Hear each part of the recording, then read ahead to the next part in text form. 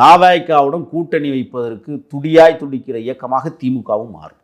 என்ன சார் சொல்கிறீங்க? ஆமாங்க, நீங்கள் தான் முதல்வர் வேட்பாளர், நீங்கள் இந்த நாட்டை 15 வருஷம் ஆண்டிங்க, உங்களோட நாங்கள் கூட்டணி வைக்கலாம்னு ஆசைப்படுறோம் சொல்லுகிற இடத்திற்கு திமுக கூட வரும். அன்னைக்கும் நாங்கள் முடிவெடுப்போம், நீங்கள் எதிரி, நீங்கள் துரோகி என்பதை நாங்கள் அடையாளப்படுத்துவோம்.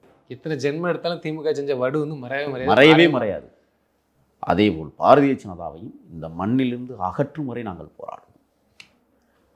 இந்த மண்ணில் அவங்களுக்கு இல்லை, நுழைய விட்டது திமுக.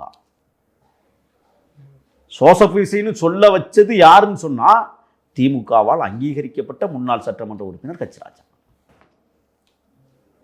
திமுக இல்லையே கச்சிராஜா எங்கே இருப்பார்னே தெரியாது.